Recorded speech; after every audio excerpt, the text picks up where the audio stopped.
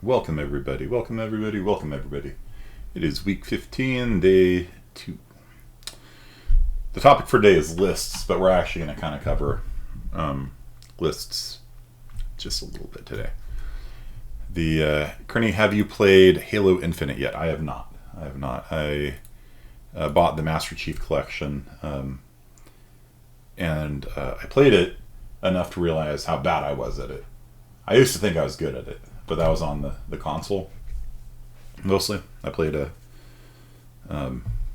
legendary difficulty and all that stuff, and then I get it for the PC, and I'm just like, wow, I'm horrible.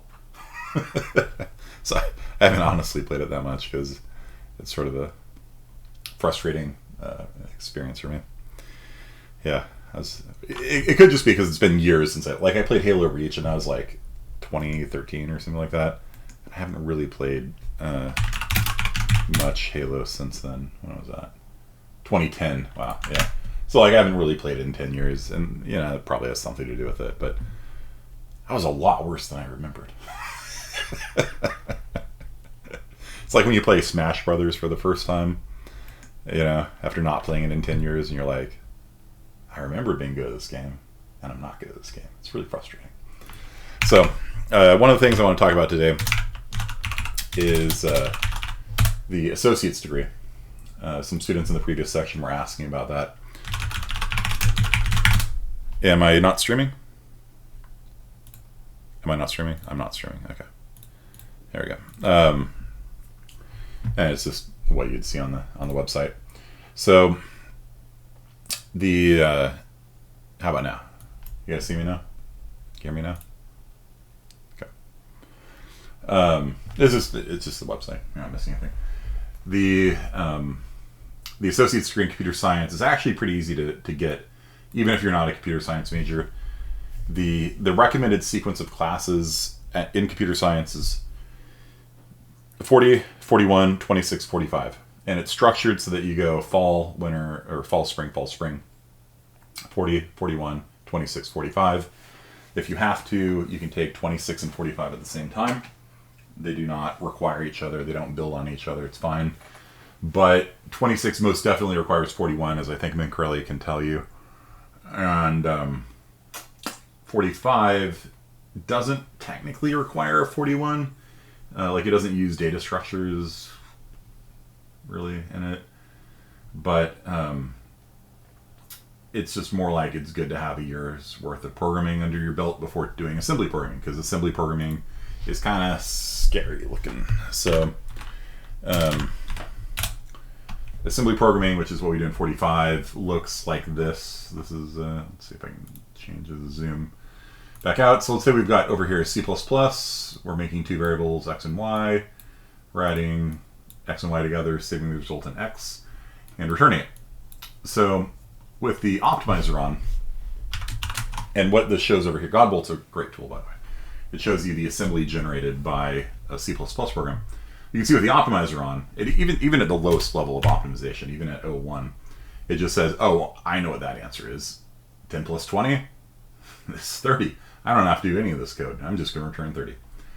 And so this is what assembly looks like. So it is going to move 30 into register 0. Register 0, a register in assembly is like a variable. So you've got kind of a dozen variables to play with or so. And the move command puts a number into a variable. In this case, R0, which I guess I can zoom in on right after I zoom out on it. And then it returns it. So BXLR just means return from a function. And that's it. That's all. It's like I'd written this whole thing as just return 30.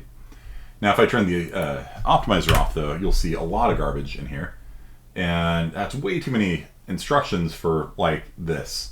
And the reason why there's so many instructions is because the compiler by default is horrible. It writes really, really bad code. And that's why it's so important to turn the optimizer on if you care about speed at all. So I'll run through this. Hang on one second. Okay, so yeah, pausing the stream is the same as opening a private window. Should probably change that hotkey or something. So anyhow, this is unoptimized code. And this is why your code for ELO is so slow if you don't turn on the optimizer. And we can go through this. So sub is subtract, add is add, move puts a value into a register. And so what's happening here is, see right around here, yeah, so it's putting the value of 10 into a register, so we'll call that X. And then it's turning around and writing this. Store writes it to RAM. So it puts the value of 10 into a register, then it writes it to RAM. Then it puts the value 20 into the same register, and it writes that to RAM. And then it turns around and loads the value of X back into a register 2 in this case. And if you're thinking, that doesn't make any sense, you're not thinking like a compiler. The compiler generates very bad code by default. You really want the optimizer on if you care about speed at all. And so then it reloads Y, so it writes X, it puts 10 into a register and then writes it to RAM, puts 20 into a register and writes it into RAM. Then it turns around and loads it from RAM and loads it from RAM. It's really bad. It's really slow. Because RAM is like slow, believe it or not. And then now it's got X in register 2 and it's got Y in register 3. So now it does the add command. This command right here is going to add X and Y together. That's X and Y, and it saves the result into register 3. It then writes that into RAM. It then loads it from RAM. Do you see this? It's storing the value of register 3. Register 3 is just an integer. It's a variable. It's a hardware variable. It stores that into RAM, and then it turns around and loads it. LDR is load. So it stores it into RAM, and then it flips it around and loads it right back from RAM, right into the same register. And then it moves it from register 3 into register 0. It could have just like loaded that into register 0. It could have, but it didn't because it's bad. And so, yeah, it's like, what?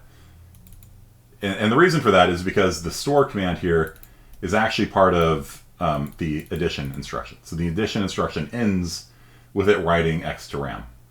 And then the return begins with it loading X from RAM. And so that's why it looks so weird and bizarre to us, is because it is. It's a computer. It's a computer making this, not a human. And it relies upon the optimizer to be like, yeah, that's stupid. Don't do that. You know? And then it moves the value of X into register 0. Register 0 is used for return. To return a value from function is always in register 0.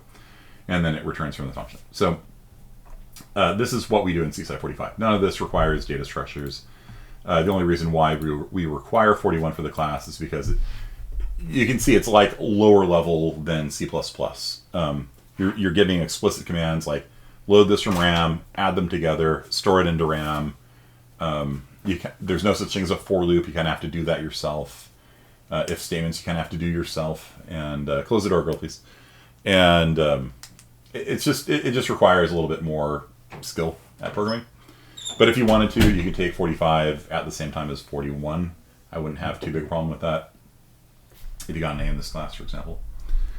And you could take 26 and 45 at the same time if you wanted. I teach 40, 41, 26, 45, fall, spring, fall, spring.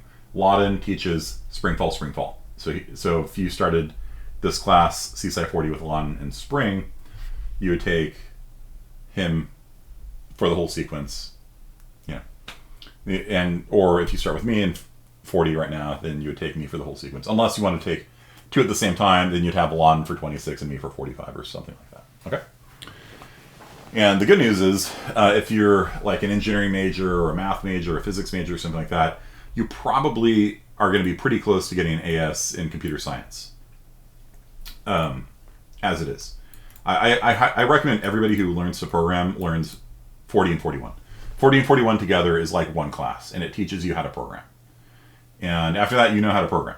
Like, I do a little bit of this and a little bit of that in C-sci 26 and in 45. Like, you will learn more C++, but basically you know everything you need to know in C++ across the 2 semesters. So, even if you're going to be like a math major or something like that, you should take 40 and 41, because math people do a lot of programming. And the good news is the degree requirements are very similar for math and physics and in computer science. Like, all you have to do is pick 12 units off this menu here. And so if you're taking calc and physics, like, you've already got it. So 40 and 41, and then, you don't even have to take 26 and 45 if you're not a computer science major. Just, you know, pick up 2 extra letters after your name. You know, Bill Kearney, AS, you know, CS, you know. So math requires math 5A, math 5B, right? So so it requires this if you're a math major, right? And physics is an elective, and you only have to do one of them. And CSI 40 is one of them. So, you know, assuming you've done calc, linear algebra, and diffees, then you can get a math AS and a computer science AS. Right? And then physics, I don't see on here.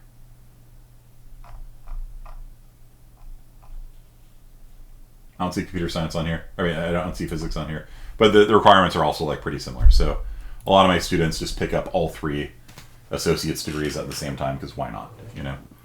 And yeah, I mean, it's like, you know, if you qualify for it, you might as well apply for it.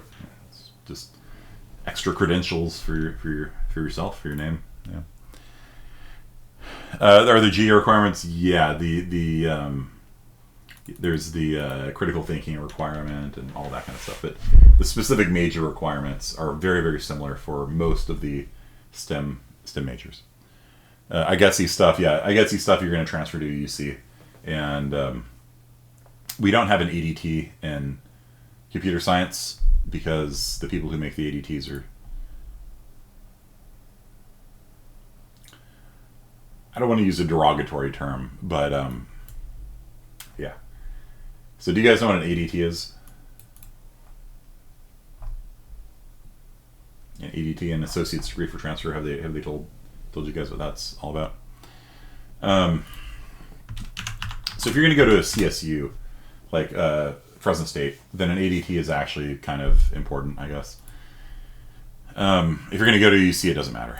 And so I structured my program for transfers to UCs because you kind of have to pick.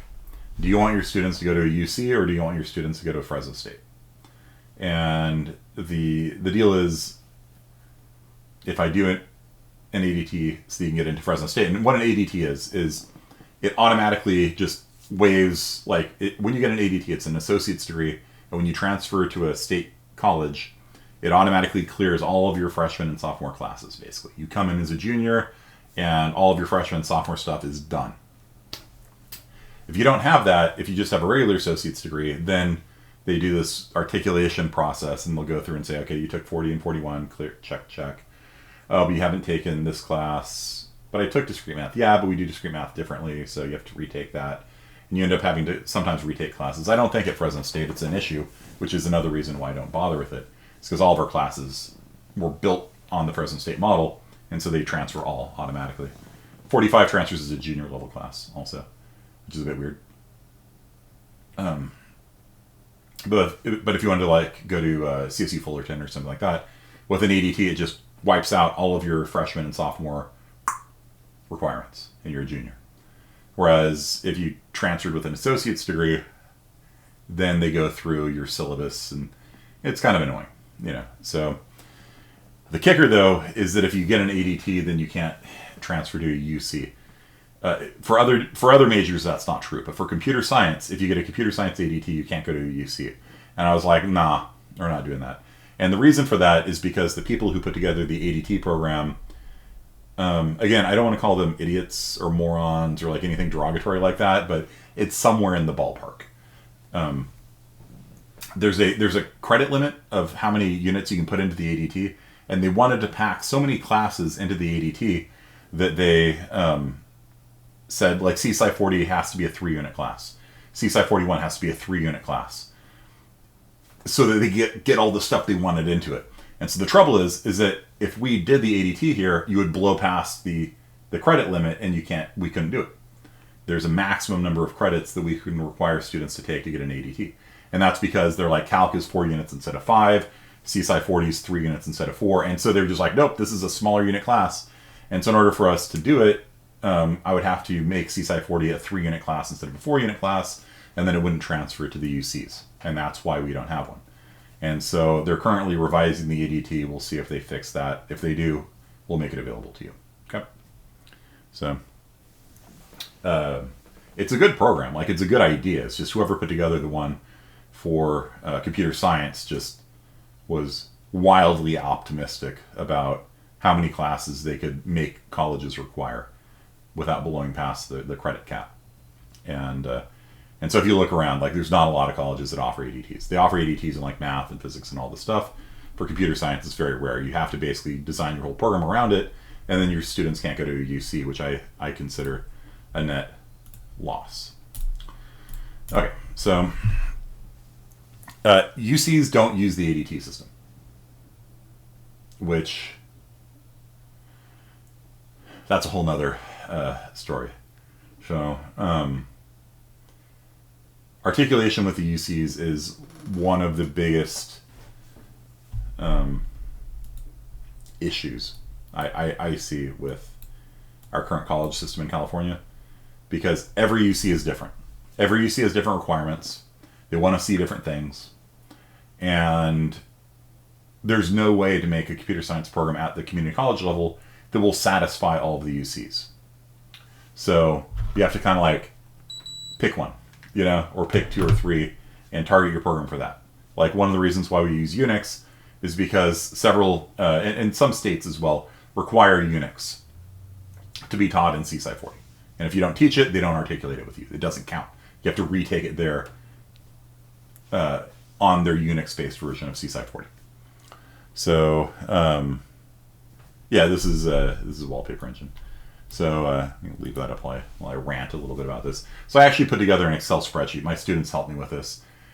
There was like CSI 40, 41, 26, 45, UC San Diego, UCLA, right? And which ones articulate, which ones don't. And it's this giant mess. Like, there's no rhyme or reason to it. They're not always consistent. Like, they'll sometimes articulate and sometimes not. It's the same damn class with the same professor. But, like, they look at the student's homework and they're like, oh, you know, when you were supposed to implement a hash table and an unordered map, you didn't. You used a vector instead. I'm not going to articulate the class for you. So they actually, like, look at your homework sometimes. And the guy wrote back to me. He's like, wait, I didn't do a hash table? And I look at his code. I'm like, no, bro, you cheated on that assignment. You shouldn't have passed. He's like, oh, damn. Yeah. So, UCSD is very good. I like UCSD. I still like UCSD a whole hell of a lot.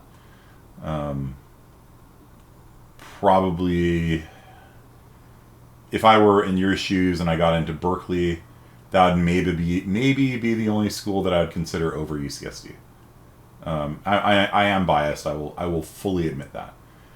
But I would still probably choose UCSD. My wife got into both UCSD and Berkeley, and she chose UCSD for a couple of reasons. First of all, the weather in San Diego is the best in the world, and Berkeley is like gloomy and like the weather we've been having here with all the fog and clouds, and it's cold. It's like that all the time there.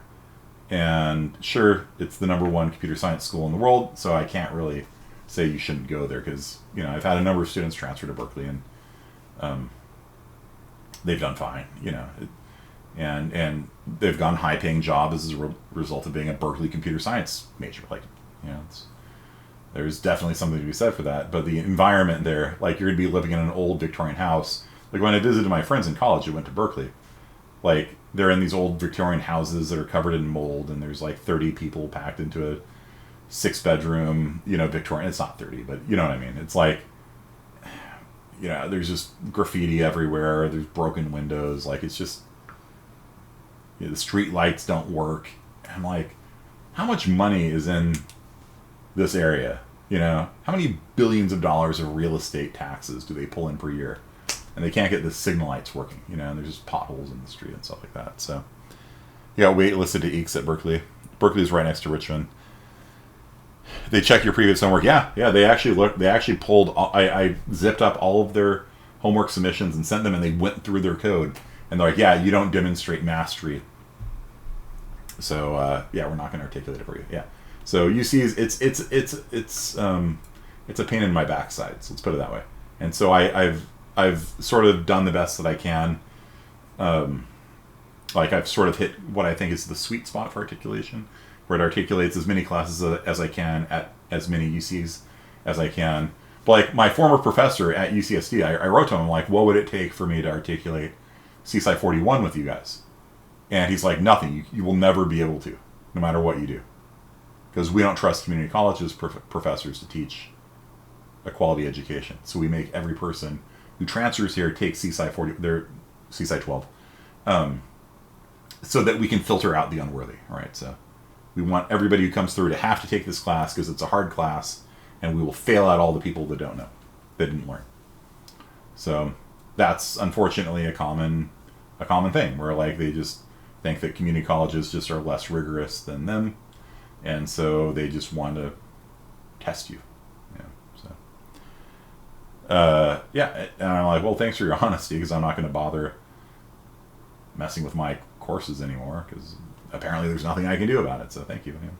Like, I mean, I'm not being serious. It's actually like, yeah, thanks, because I've been working on this and looking at their syllabi and adjusting my syllabi to map, and it's like, oh, okay, fine. You just have to take CSE 12 there. Okay, there you go. Word to the wise. Irvine was even worse. Irvine, you had to take 40 and they transferred 40. No, they transferred 41, but they didn't transfer 40. And they transferred 41, 26, and 45. They didn't transfer 40. So they gave you credit for second semester, third semester, and fourth semester computer science, but not first semester. So you had to retake it at Irvine. And some person went underwent therapy during intro programming class. Yeah, Berkeley is the same thing.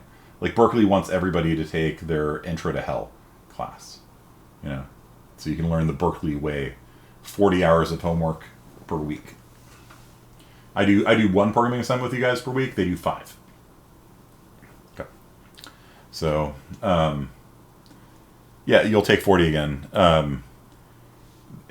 The problem is you're paying tuition, right? Like, you're actually paying a lot of money and a lot of rent, because Irvine's not cheap, to retake first semester computer science in Python.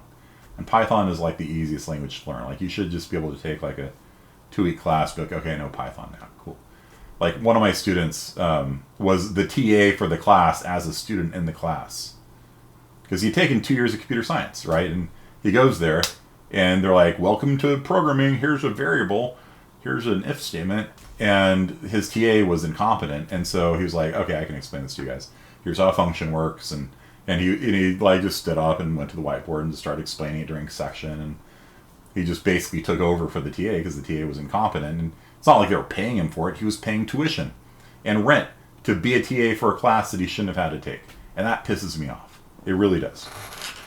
Like, you should be able to test out of it or something, but they're like, no, you have to take it, and that just galls me. It's a pain in my backsides. Okay. So, 26 has been pretty chill. Okay, I can up the difficulty. We can do that. I got a new Bridges for you. I've been communicating with Kalpathy. I think I finally got an idea of what I want to do for the next one. Cool. No, it's fine. It's fine. If it's too chill. Is 41 worse than 40? Nah, it's about the same. 40 and 41 are the same class, basically split in half. Okay. So what we're going to be talking about today is we're going to be talking about containers, and let's code World of Warcraft. Yeah. So on the Zybooks assignment, we went over containers last week, I think, right? And this week, yeah, there's no homework today, so your homework's just get the Zybooks done. You'll get your next homework assignment on Friday. It's due on Saturday. It's due Saturday at midnight. It's kind of a weird deadline, but there you go. You got an extra day to do it, I guess. And so this is on recursion. So the Zybooks this week is on recursion. Last week's one was on containers, right? If I'm remembering this right. I've had my coffee. Range base, for loops, lists, pairs, maps, sets, queues, decks, that kind of stuff. Yeah. So, which 60% of the class did. Cool. Very cool. All right. So what we're going to go over today is containers. All right. And 41 is data structures. And it's those data structures. Those data structures that you learned last week in Zybooks. You have an entire semester to learn them next semester. That's 41. Okay. So If you want to know what 41's like, it was the Zybooks from last week for a semester. So let's talk about containers. So a container is like a data structure. It's like something that holds a lot of variables, right? It's like it's a data, more or less equivalent, I would say, to a data structure. So the data structures you know right now are like vector, right? Vector event named vec of size 100. This makes 100 ints, right? You guys are all hopefully familiar with this by now. You know, vector.at 10 is equal to 42. Can you full screen your putty? I can't. I like the background though. Okay, fine.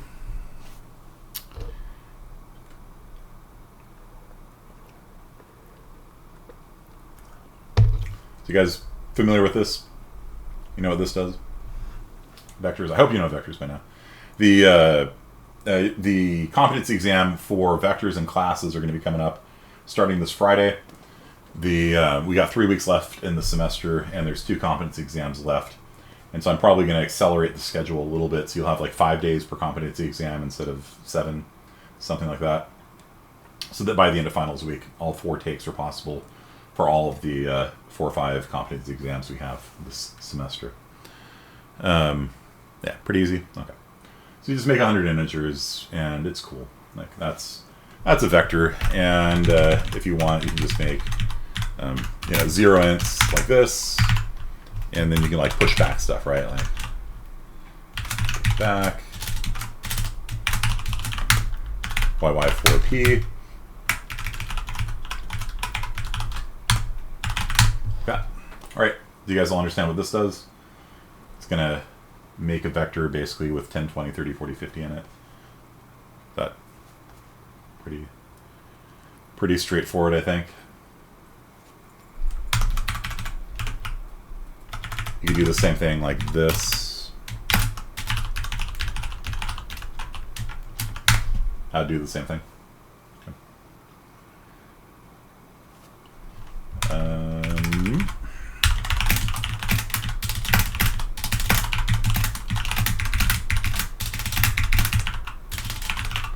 You know how to print all the elements in a data structure using a range-based for loop, or you could use a regular for loop. Range-based for loops are anytime you need to do something on everything in a container. A range-based for loop is kind of your go-to option, I think. So, do you guys all know what this is going to print to the screen? For every element in vec, see out x, see out that element. You guys guess what this will print to the screen? All right.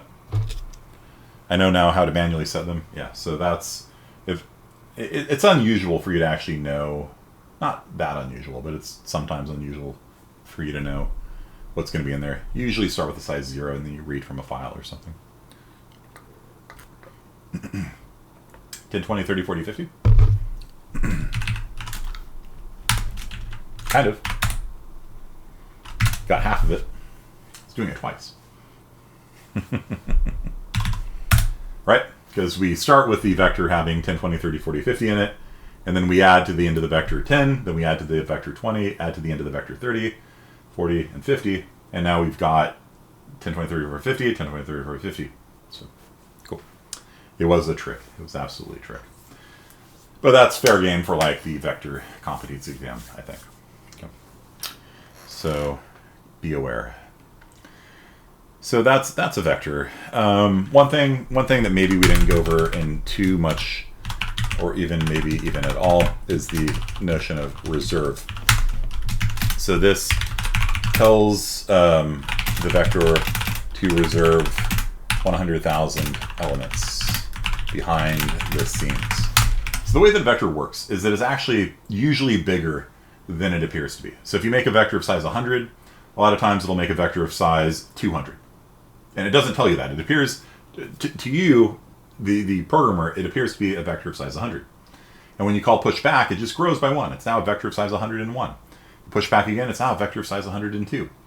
But behind the scenes, it overallocates memory. For the simple reason is when you run out of memory, it has to make a new vector of twice the size, and it has to copy all the elements over. And that's called a reallocation, and it's expensive. If you were to graph how long a pushback takes, pushback 1, pushback 2, this is time here, this axis is time, pushback 3, pushback 4, pushback 5, bloop, pushback 6, pushback, bloop. So every so often, you'll see one of the pushbacks take a really long time. And that's because it ran out of room in its internal array, and it had to make a new array, and it had to copy all the other ones over. And those reallocations are expensive. And so there's a nice little optimization you can do. If you have like kind of a ballpark idea of like how many elements you're going to be using, like for the ELO assignment, that's one of the reasons why my ELO assignment was, my ELO solution was faster than yours, was because I reserved memory off the bat. I looked at the size of the biggest input file, and I reserved a little bit more RAM than that. I would basically say, hey, heads up, this is about how many things I expect to have. And so that's going to use 400K of RAM, 800K of RAM, somewhere in there. It's hard to tell exactly. And because it might over-allocate again.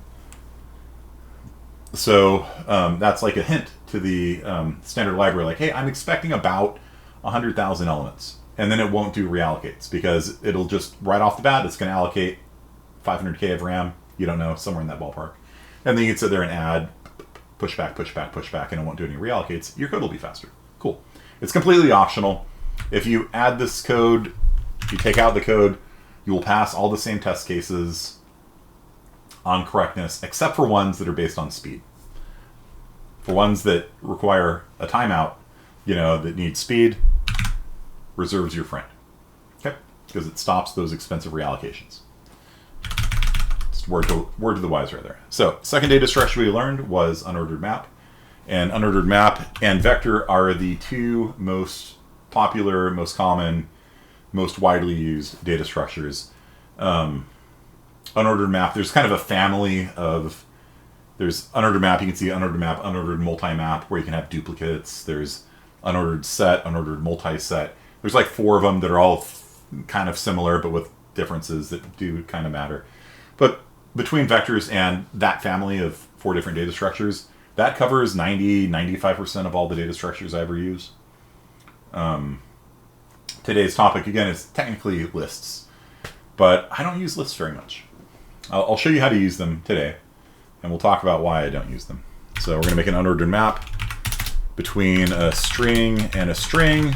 We will do a password system. So the key will be the username, and the value will be the password associated with it. So if you guys want, post your username and password in chat, and and I will put them up on YouTube for the world to log in as you. Seems like a bad idea. So, is there such a thing as an unordered queue? No. A queue has order. The whole point of a queue is like a line, right? Like when you go to the bank and you queue up for the teller, it's a line. The whole point of a queue is that, okay, first in line, you're up. Okay, thank you, come again. All right, you're up. And so in a queue, the first person to arrive at the bank is the first person that gets served by the teller. The second person to arrive is the second person to get served by the teller. And so there's no such thing as an unordered queue. It doesn't really make any sense. There is such a thing as a priority queue. And a priority queue is like when you got the line at the bank. And then, this is how it is at some banks, by the way. They have a merchant teller. Have you guys ever seen this when you're at the bank? Like you have the customers, like the normal people, and then you got like the merchant teller window. And if you are a merchant, if you have a business account with them, you get to cut the line and go up to that one. Right? Yeah, my bank has that. And so because I have a business, I just walk into the bank, there's this huge line, I'm like, what up, peasants? And then I just walk right past them and go up to the merchant teller. Or if somebody's at it, because the merchant teller, there's no merchants, they'll call a person. But basically I get to cut the line. That's a priority queue. Priority queue is like Kanye rolling up to a club and they're like, oh, you have higher priority, come up to the front. So there is a thing called a priority queue that allows you to do that. But yeah. So it's great. Yeah, having a business account is great. You're like, what's up? Just walk right past them and make your deposit or whatever. It's Great. Okay, so let's add some users to this. So we'll have min whose password is hunter2. Hunter2 is a famous meme. Let's add some more people to our user system. We'll have Hazel, whose password is, of course, password123. We've got Stove, whose password is DROWSSAD, password P rather, password backwards. We've got Port, whose password is 123456, and we've got nice. And then of course we got Dang, whose password is QWERTY. So people on the internet right now, please don't use these passwords to hack my students. It will be quite rude of you to do so. These are high security passwords like QWERTY and 123456. Okay, so I've set up this, and normally you'd load this from a file, right? Like you'd have some file, you'd load it from disk. You'd hopefully not be holding the passwords in the raw like this, because that's a bad idea for a bunch of reasons. You'd have what's called a hashed and salted password, but for the sake of this argument, who cares? These aren't real passwords anyway. I hope. So we're gonna say string user equals read. Please enter a username. And we will do string pass. Please enter a password. So we're going to ask for a username and password. You know, obviously you can see this is a common thing, right? Username and password. Because I pulled something RSA encryption with the username. Yeah, typically it's going to look decrypt.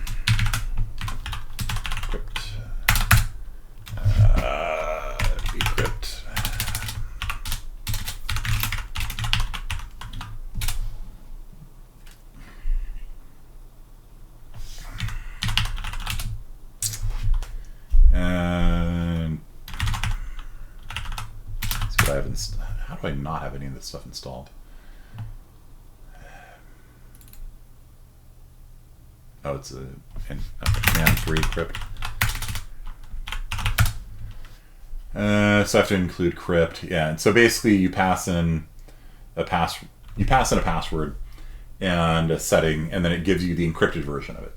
And so what you actually save to disk is the encrypted version of that, and then when the person enters the password, you encrypt the password they type in, and you see if the encrypted version of what they typed in matches the encrypted version on disk, and then it's a success. But I'm not going to do that. But that's how you should do it. So remember, square brackets are fine with a hash table when you're writing to them. This is fine. There's nothing wrong with that. It's simple. You don't have to worry about pairs and all that other stuff. But when you're reading from a hash table, if you do something like this, like if user pass user equals pass, like if you did this, this is really, really, really bad.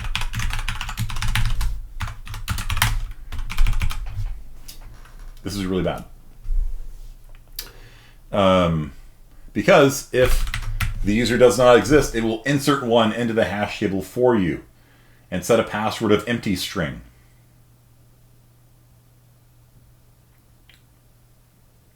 This is really, really bad. This would allow anybody on the internet to make an account on my server and log in with a blank password. Super, super bad. It's a massive sharp edge in C++. And every time you use square brackets, there should be part of your brain going like, wait, what if it's not in there? So how do you check to see if something is in a hash table? There's two different functions for it that we've learned. So before you do that, you need to make sure the user is in the system first, because it's a square bracket. So what do you guys remember? Dot find. Yeah, actually that's true. Dot find works. Dot contains works. There's also dot count.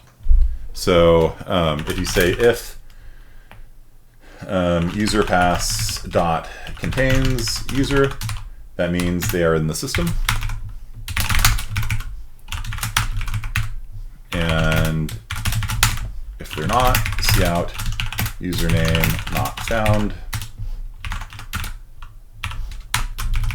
By the way, this is not good security design either. If the username's not found, a lot of websites are nice. You're like, hey, your username's not in the system. This is actually bad security. The reason why it's bad security is if people are going to be trying to guess, you're telling them what usernames exist and don't exist. And that allows them to focus fire on just the usernames they know that are in that database, that are on the system. Like they'll guess Bob and Steve and Alice. They'll guess all these different names.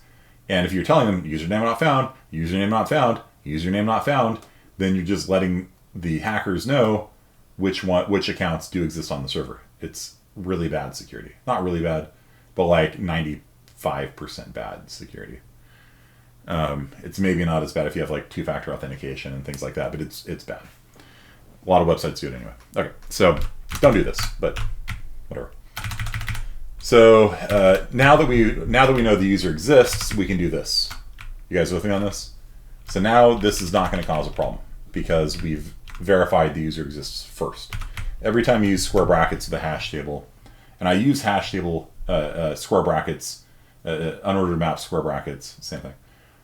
Because the syntax is just a lot nicer. It's a lot nicer than dot insert and dot find and this kind of stuff. And getting a pair returned and a pointer to an iterator to a pair. You know, like the syntax is just a lot cleaner with it. You just have to pay attention to that very sharp edge and make sure you don't slice your finger on it. Okay. So if the password they type in matches the password for the user, access granted. Otherwise, cout access denied. Okay. You guys cool with this? Unordered maps? You guys down with the sickness? You have a constant hash table because there's possibility of creating an entry. Yeah, that's true.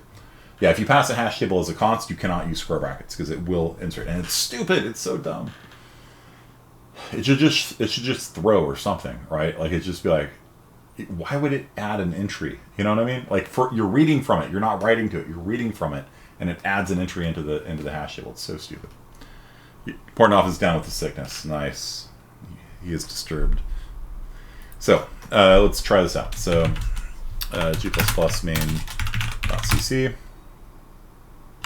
Run. Please enter username Portnoy 23456. Access granted. There we go.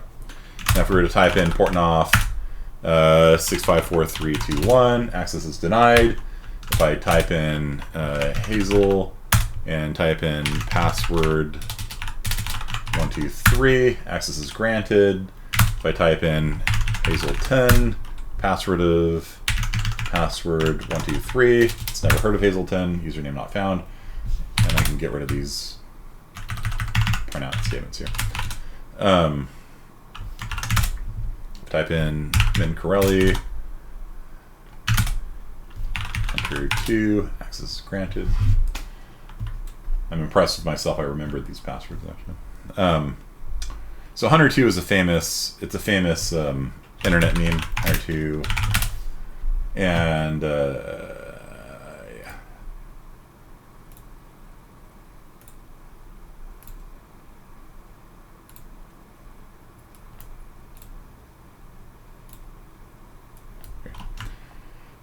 This is on IRC, Internet Relay Chat. Internet Relay Chat is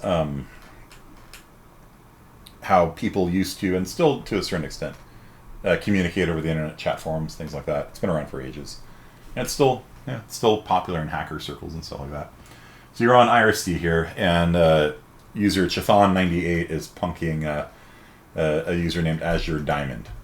So Chthon98 says, hey, if you type in your password, it'll show us stars, because IRC will censor your password for you.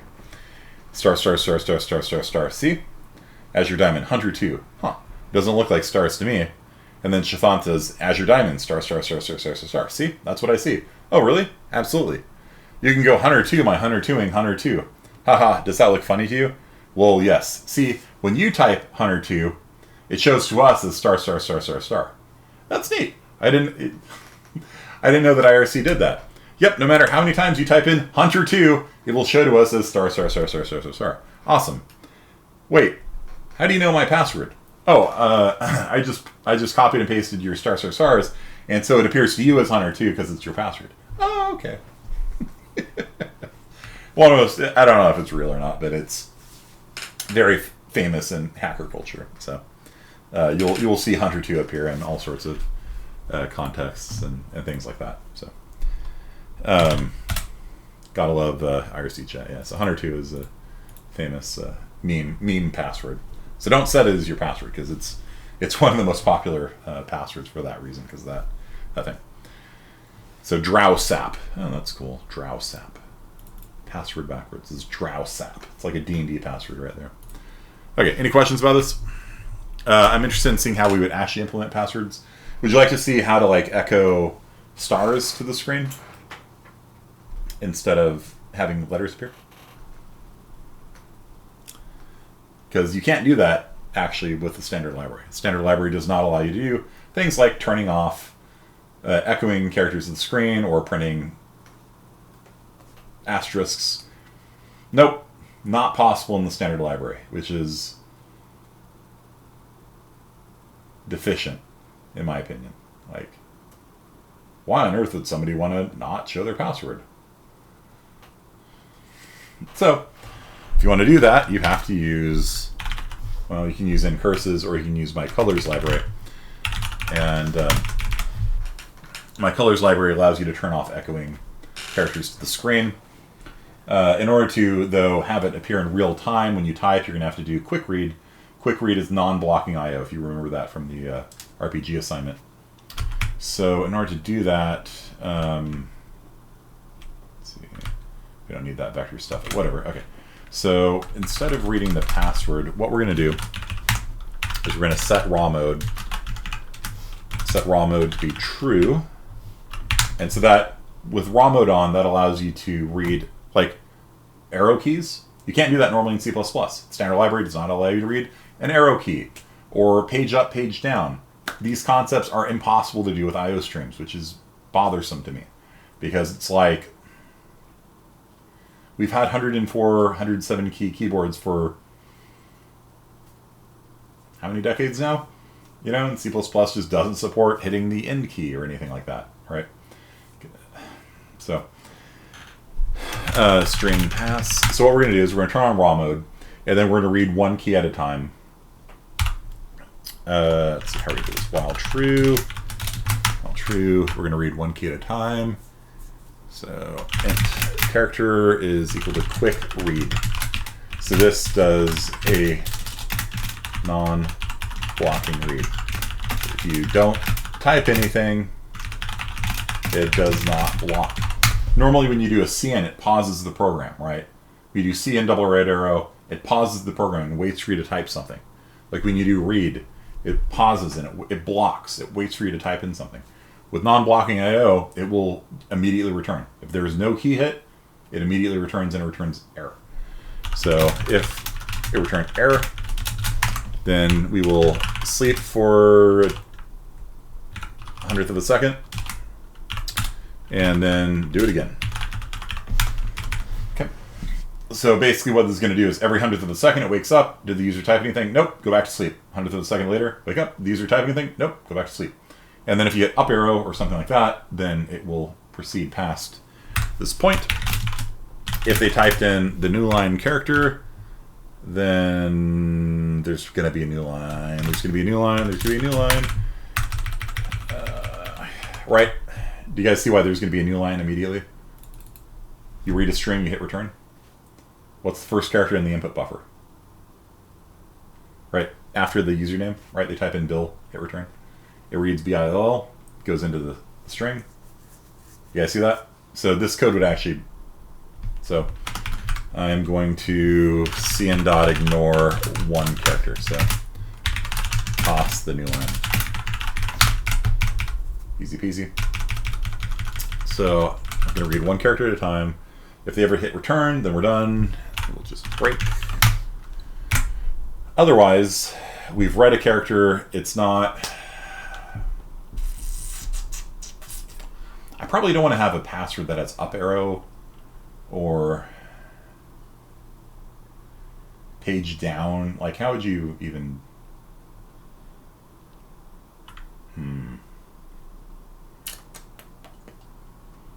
Maybe I'll only allow letters and numbers, printables. Yeah. Let's do that. So if is graph just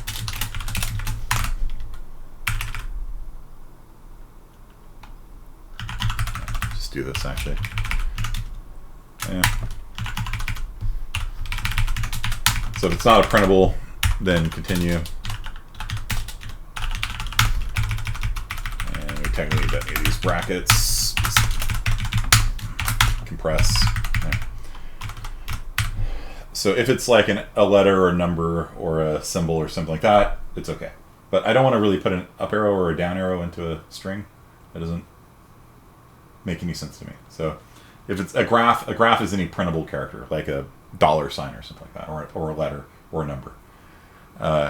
So if it's like parentheses or anything like that, it'll be okay. But if it's like page down, like that doesn't belong in a password. So I'm just going to continue, throw it away, move on with my life. So if it is printable, then I'm going to now echo to the screen I'm going to echo to the screen a star and flush the output buffer so that it appears immediately. Because normally the star will not appear until you have a new line. All right, so I'm going to print a star and then I flush it so it immediately appears. And then I'm going to add to the password the character. Okay. So if I type in an A, it'll get appended to the end of the password. So if I hit A, return, the password at the end of this loop will be A. In theory. Let's see if it works. Main.cc. Username Minka. Yeah, the fact that it clears a screen like that, I don't like. So when you switch into raw mode, it like does that. I need to think about that. I don't really want it wiping the screen. Yeah, that's a story for another time. So, A, return, access denied. Okay, cool. And yeah, when they hit return, yeah, let's see out. Minka, what was Minka's password? Oops. And I can't delete either. There's that. So like, if the character is backspace, I think.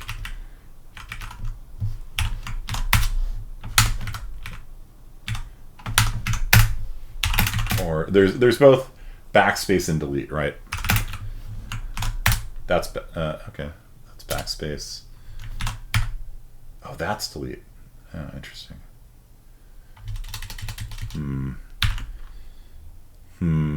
Yeah, let's do that. Okay. So if they hit backspace, then I'd have to erase this. Oh Lord. I'd have to erase the asterisk off the screen. So I'd have to move the cursor to the left. You know, I just don't want to deal with this. But like the password, we could do like password.pop back. We'll delete the last letter out of the string. Okay. So it won't erase the asterisk, but it will erase it from the thing. Minka, and the password is Hunter2. Access granted. So there you go. So I need to fix that thing where it blinks the screen. Let me make a note to myself on that. Fix set raw mode blanking screen. That's kind of annoying. Make a note. Update that on GitHub. All right, so does this make sense to you? Like how you can use like unordered maps are useful for a lot of things, and they're very fast. They're very fast. That's we could have done this with like a vector and a class, and the class would have a username and password. But then every time you wanted to log in, you would have to search through the whole vector to find the matching username and then see if the password matches that. And so if you had 1 million people in your system, every time somebody tried logging on, you would have to hunt through 1 million names. Oh, there it is. And that's slow. A hash table does it instantaneously. One operation. There it is. There's port off. What's his password? One operation. 1, 2, 3, 4, 5, 6. Done. Right? Do you guys see like why I'm so up on unordered maps? Like it's up as my desk is up.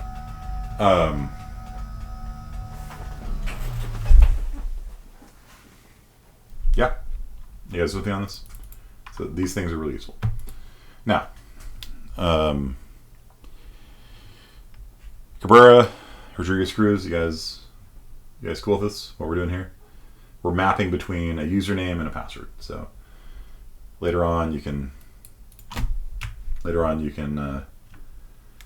look up the password associated with the username and see if that matches the password typed in. Okay, I like unordered maps too. This is the rough edge though. The rough edge is anytime you use square brackets, you have to make sure that the thing exists first. And contains does not exist in C++, in earlier versions of C++. C++ 20 only. Right? So if you're using an earlier version of C++, this will not compile. And G++ defaults to C++ 17. So it doesn't work. So you have to compile your code with std equals C++ 20.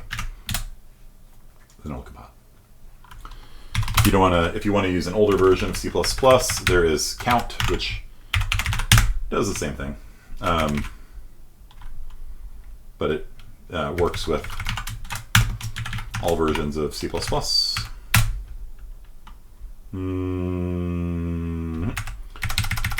My library only works with C++ 17 or above, so there you go. Interesting. Yeah, okay. So why wouldn't it default be C++ 20? Because C++ 20 is not done yet. They don't update the default standard on a compiler until it's feature complete. So there are still parts of C++ 20 they're working on and aren't in. So you can compile with C++ 20 mode, but they don't set the default until usually years later. Like C++ 11 wasn't the default for like 4 or 5 years. C++ 14 and 17 also took like years before they became the standard. Like only the most recent version of G++ really turned on 17 by default. So that was probably a year ago. So like 3 years after the fact. So it's newer, yeah, but if they make it the default and it's missing core parts, like then everything breaks. You know what I mean? So it allows them to develop and be releasing stuff kind of incrementally without like exploding people's projects and things like that. So that's why they don't update the default until it's done. Good question. So yeah, so count or use find as well. All right. So we're going to learn a new data structure today, and that is called list. So we make a list of integers named monkey. Okay. And a list is like a vector,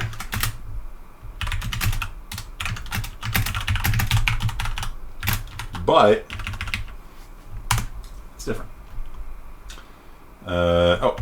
In order to use list, YYP dash include list, but there's differences. So on first glance, though, it's going to be pretty similar. So monkey dot push back 10 yy 4p.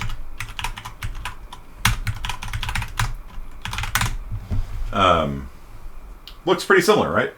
Looks pretty similar.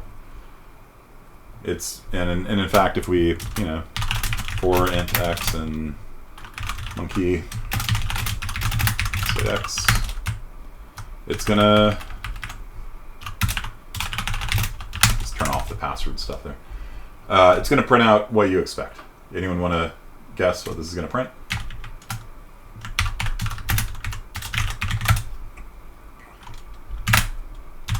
10, 20, 30, 40, 50, right? Didn't type fast enough.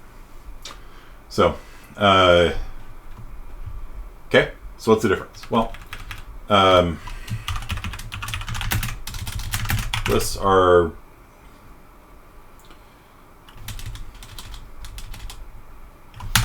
okay, here's one difference. If I wanted to output the 30, how could I do that? If I wanted to output the third element, or element 2, however you want to put it, the third element. If I wanted to output the third element in monkey, how would I do it? What do you guys think?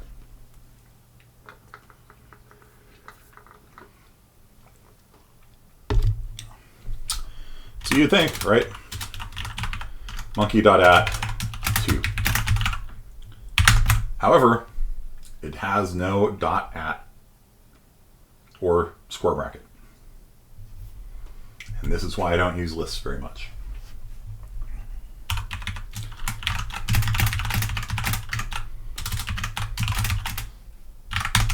It's kind of a deal breaker for me most of the time. Yeah, you got to use a for loop. Every time you want to access like the third element of a list, you have to use a for loop. So you have to use something like this. You can't do that. And that's usually a deal breaker for me because it's super useful to be able to grab random elements out of a vector. Give me element 40, give me element 50. Can't do it with a linked list. You have to use a for loop. So for equals 0, I is less than 3 I plus plus. So we'll make an iterator pointing at the beginning of monkey. So we're going to say move to the right once in the list, and then we will see out the thing pointed to by, actually we're moving to the right 3 times, right? Let's do it 2 times. So you start with a pointer pointing at the first element of the list, you go to the right, you go to the right, and then you print out the element pointed to by that iterator, that pointer.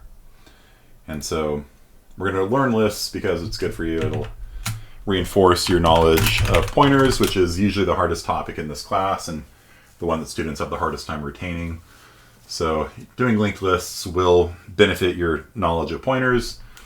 And also job interview questions oftentimes, for whatever reason, tend to involve linked lists. They love, like a friend of mine interviewed at Facebook, and Facebook had like linked list questions on it. It doesn't make any sense to me. It's just like, why would you not use a question about hash tables or something that people actually use, you know? But for whatever reason, it's a very popular, pointers and linked lists are just super popular in job interviews. So, you know, kind of got them. And so here we go. So it printed out 30. Okay. So every time you want to print, you know, some arbitrary element of a linked list, you have to loop through the whole thing. So if you have a linked list of size 5 million, you want to print out element 2 million, you got to go to the right, go to the right, go to the right, go to the right, go to the right, go to the right, go to the right, go to the right. Oh, horrible, horrible, horrible. It's a deal breaker most of the time for me. But, check this out. Linked lists have push front. Okay. So push front adds it to the front of the list. And so what a list is, it's a little chunk of memory with a pointer to the next element in the list and the pointer pointing at the previous element in the list. So every time you do a pushback, it allocates a little bit of memory and has the last element of the list point at the new thing, and the new thing points at the old thing, and then you call pushback again and it allocates a little bit of memory, and it links and it links and it allocates again and it links and it links. It's actually a lot slower than a vector. So if speed's a concern, linked lists are terrible. Because you have to sit there and you can't just like do algebra to find where the next element of the vector is going to be. You have to look at the pointer, be like, okay, it's over here, and you follow it. Okay, what's next? Okay, it's over here, and you follow it. And when you learn caching, it destroys your cache performance and all that stuff. Linked lists have terrible performance. They take up more memory. Maybe if you have a pointer and a pointer, then it looks like you're holding one int, 4 bytes of memory. But you have a pointer and a pointer to the previous and next elements, so it eats up more memory than a vector. The only advantage a list really has over a vector, there's two advantages. One, you can push to the front. Two, you can insert in the middle. And pushing to the front isn't even the advantage you think it is. Because there is a version of vectors. Anyone know what this is called? There's a version of vectors where you can push to the front. Normally you can't, right? Normally, if you were to push to the front of a vector, you'd have to do something like this. You'd have to say vector.insert, vector.begin, 0.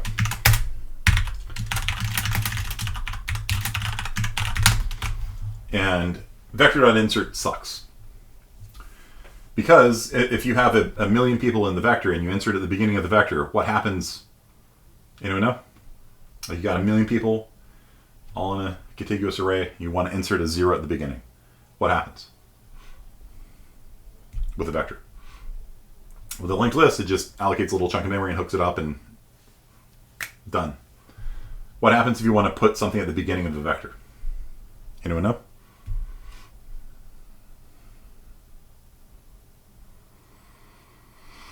Got to move everything forward. Yeah, so the last element goes one to the right. The next element goes into that spot.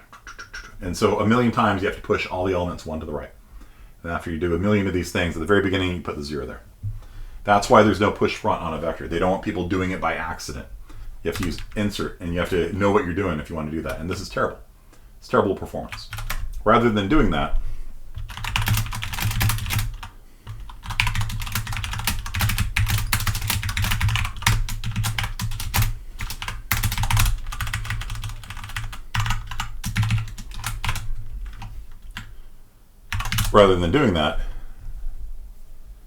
see we added a 0 there in the vector. Rather than doing that, here let's see how vector.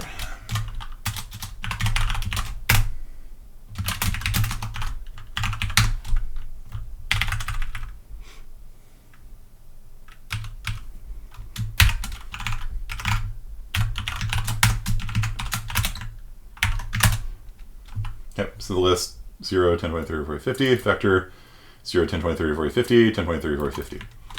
Okay, so rather than doing that, if you need to insert things at the beginning of the vector, you don't use a vector, you use something called a deque. And so a deque is a vector where you can push at the front. That's it, that's the only difference. So we include Q, and are you mad at me? Thank you. The reserve function doesn't work on a deque, yeah, that's true. But rather than using insert with a deque, you can just say vec.push front. That thing works. And this is a single operation instead of having to move a million things. So a double-ended queue is called a double-ended queue because you can add and delete off the end and add and delete off the front. So it's like push front, push back, both take place instantaneously. Whereas with the vector, you can push at the back, it's very fast. If you ever delete or insert at the front, it's very slow. So deque is just better than a vector, except it's not. So on paper, a deque looks better than a vector, right? Because it's just a vector where you can push at the front. But if you actually benchmark its performance, it's about 20% slower than a vector. So if you don't need push front, you don't use a deque. That's why I said I use vectors by default. It's my vanilla ice cream data structure. It's what I use until I decide I need something different. So if I'm writing my code and I decide, oh man, look at this, I need to insert at the front a lot, I come up here, I change one word, I change vector to dec, and I'm good. All right, push front. Let's do this. Let's go. You know, it's pretty straightforward. I use vectors until I have a reason to do otherwise. Vectors and unordered maps are my jam. Those are my two go-to ones. And if I ever need something different, like, oh man, look at this, I need to push at the front a lot. Then I switch one word, vector turns into dec, and we're good to go. Okay. You guys understand that? So dec, a double-ended queue, you can push front and push back. And so there's no benefit to lists. There's no benefit to lists on either of those counts, because lists just suck. They have worse performance, worse memory usage, they're slower, you can't randomly access them. So what is the benefit of a list? There's a single time when a list is better, and that is when you need to insert in the middle. The only benefit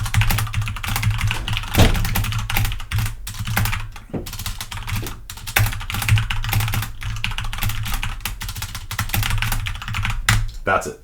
That's the only time. So for example, think about the word processing document I have right now. I've got, consider all the text, all the characters on the screen are in some sort of data structure. Am I inserting at the beginning? No. Am I inserting at the end? No. I'm inserting in the middle. And so if this was a vector, and every time I typed a character, it had to move all the characters in the vector one to the right, this would be incredibly slow, right? But if this was a linked list, then it would be able to insert in the middle, because a linked list is just a bunch of individual things with like pointers to them. And so if you want to insert in the middle, it creates a new thing. This thing points at this thing points at this, and it just kind of goes, and it just comes right up in the middle instantaneously. Okay. That is the only benefit a linked list has. Okay. So if I wanted to insert after the 30, oh no, it's going to be the 20 now, isn't it? Because we added a push front. Then I could do this. I could say monkey dot insert passing in the iterator. Oh no, it's already, yeah, 25. Okay. If the iterator, yeah, let's do this. So monkey dot insert at the iterator 25. So I've got a pointer, points at the beginning of the list. I move one to the right, and then I insert. So at the beginning of the list, one to the right, and then I insert after it 25. And so this is the only time a list has an advantage. So it's not like I never use lists, it's just uncommon to use a list. Okay. So you can see here, oh, it went before it. Okay. One to the right. Yeah, so it's going before it. Okay, whatever. You guys understand?